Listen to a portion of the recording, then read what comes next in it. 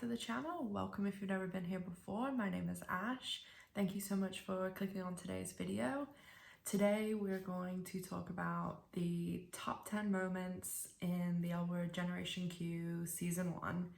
I've been putting together my season wrap-up big video and just got me thinking about my favorite moments from the season. And when I say the top 10 moments, I don't mean just the amazing moments or when something big happened. This is kind of just the 10 most exciting, jaw-dropping, shocking, funny, heart wild moments of the season. So let's get right into the list. Starting at number 10, this was a scene in the very first episode. The first scene with our three original OGs, Bette, Alice, and Shane. I loved everything about this scene. They did give us a little taste on the trailers. This was the scene that they kept showing. Shane has finally got back to LA. We learn a bit about what's going on with Alice, that Lenore's living in Alice's house, and you know, Alice is saying, oh, you still want to sleep with my mum? They start talking about that. Bette is her usual self. Alice and Bette are telling Shane to get a bed sent to her house for her. Of course, we get the classic Tina on the phone to Bette and Alice and Shane doing the eye roll. So that scene was just so great to have our three main OG cast members back together. It definitely was one of the top moments for me this season. Number 9 is a moment with Angie Porter Kennard, where she absolutely decks that girl who calls Bette out for sleeping with a lot of people. I thought that was just a great moment. It's not a usual thing you're gonna see, but I just loved that Angie was taking no shit and absolutely nailed the girl in the face. So a great moment. And there was a nice scene with Bette explaining to her everything about how she's gonna have to go through life differently too as well, but the punching her in the face was the best bit for me. Number 8 isn't a great or like amazing moment. It was just a moment that we waited, I don't know, 10 years for. We finally find out what happened to Jenny. Bette and Danny are having the conversation and Bette confesses to Danny that Jenny had committed suicide in her back garden. So they focused the whole last season around who killed Jenny, and we finally got our answers. I know some people were just glad that it was closure. The actress who played Jenny was not happy as an understatement. So I'm just glad we finally got some closure as to what happened. I also saw Jennifer Beals talking about this in an interview this week and saying how she thought it was weird that no one had said anything to Bette about it when she was running for mayor, which, fair point, but I guess they didn't want to, you know, bring all that up, and it might have confused some people who are just coming into the show as new viewers and haven't seen the original. So either way, their choice, but I'm glad we got some closure. Number 7 is actually from the very last episode of the season. To me, it was just one of the standout moments from the episode is when Bette is walking in to the date with Maya in that red dress that everyone is talking about. Jennifer Beals looked absolutely amazing. She always looks amazing, but even more amazing. The dress was amazing. And after the season she's had, the episode she's had, Bette got beat down a lot in the last, especially in episode 6, 7, and 8.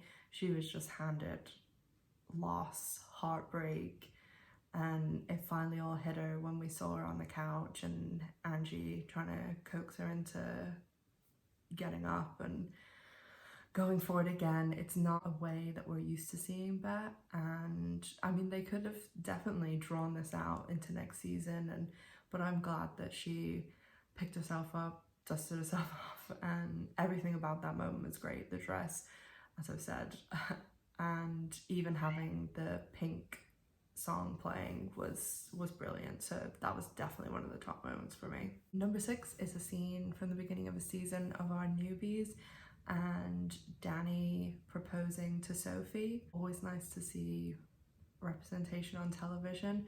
We still haven't actually seen a wedding that's gone through on the L Word.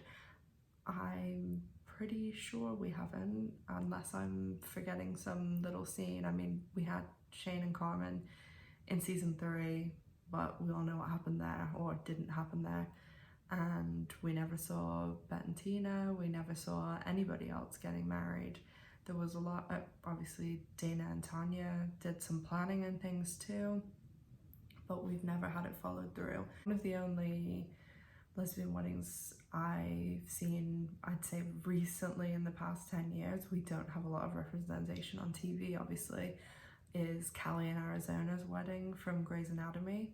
But spoiler alert if you're not caught up on like the last 5 years of Grey's, that they both are not on the show anymore, and they also got divorced, but they left things kind of open with about them. I would love to have them come back. I absolutely love both of them, and I think Jessica Capshaw is a great actress too, and her stepfather is Steven Spielberg. A little fact in there for you too.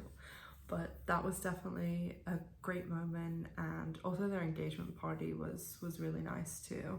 Number 5, I'm kind of cheating a little bit by merging these two moments together. Both of Bette's speeches, the one from earlier in the season when she's talking to the LGBTQ youth, homeless people who've been rejected by their families and friends, and she's saying, I'm one of you, and you know, she talks to one of the girls and she says, I've never seen anyone who looks like you, call yourself part of us. And it's a really nice speech. And also the speech when Bette is saying she's staying in the race and she explains about Kit, it's a really nice speech. I liked how when she's walking out, she takes her necklace out and she has her wedding ring still on it, and you can see she's kind of drawing strength from that to speak about Kit. And then we did get some answers about Kit too, which again, they weren't nice answers, but at least we knew a little bit more about what was going on. Number 4 kind of bleeds into a little bit of what I was just talking about, and the absolute bombshell of Tina is getting married to someone else. I talked extensively about this scene, everything about it, the acting, the writing, the timing, Jennifer Beals, Laura Holloman, 10 out of 10, amazing. Just, you don't see acting like that every day on television. I am blown away every episode by Jennifer Beals, and that was probably the best standout moment for her of the season. She didn't really even have any significant lines. She conveyed everything through her face and emotion, and it was just fantastic. Obviously, it wasn't the news that Bette or the audience wanted, or Angie, but we will see what happens next season, because I'm going to show on the screen a little screenshot of a Facebook post that I made 12 years ago in 2008, and I've been invested in Bette and Tina's relationship for far too long, so yeah, I'll leave it at that. Number 3 moment, it was really tough to decide between these last 3 because I think they're all great, and I'm sure there'll be some people who'll make arguments for the different order of the 3, but the top 3 moment was the cliffhanger. I mean, the fact that we have to wait at least a year and we still don't even actually know the date it's gonna come back. Where is Sophie going? Is she going to Danny, her fiance, or is she throwing it all away for Finlay? Personally, I think she's going to Finlay, but we will have to see. That whole scene, the music, and the way they started the season on Sophie's face and ended that way, like everything about it. It was a great season finale, a great moment.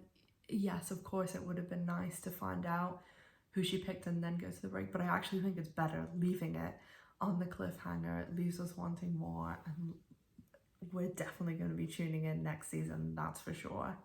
Number two, again, is a little bit of cheating, but number two is basically just the throuple was, I mean, obviously the scene where we first get the throuple and they go back to Nat and Alice's was an extremely great scene, and I'm sure a lot of people liked watching it, but I also really enjoyed even the scene where Alice goes and talks to Nat and Gigi, possibly aggressive, pushes the little chair in and stuff.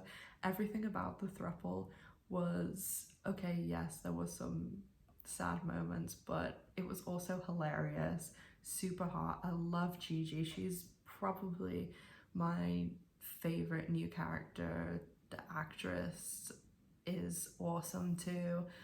I really like everything about the throuple, and I thought it was so interesting too. Like, it's, you know, it's not your everyday run-of-the-mill storyline, so I really thought the throuple was great, but we'll see how that goes next season because it's going to be hella awkward now that Alice and Nat are back together, and obviously Gigi's still going to have to be involved because they still have the kids, so I'm definitely around for that. Number one, no surprises here, and I'm sure a lot of people will maybe argue the finale scene should have been here, but to me, this scene set the internet ablaze, set fans wild. It was done perfectly because it was a surprise. Episode 6, Bette opens the door at the beginning of the episode, and who's there? Tina! But only Tina Evan Kennard.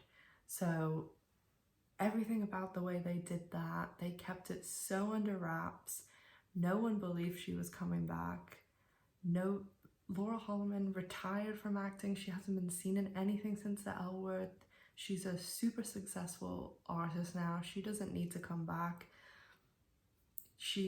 I don't know, Jennifer Beals went over there and worked her magic, and Leisha Haley and Kate Monning with executive producer credits. They got her back. We had Bette and Tina on the screen again, and that was absolutely the number one moment of the season for me. Just, it was great. Everything about it was great, and the reaction online was amazing. Everybody seemed to be umming and ahhing about the new season, and it just exploded overnight.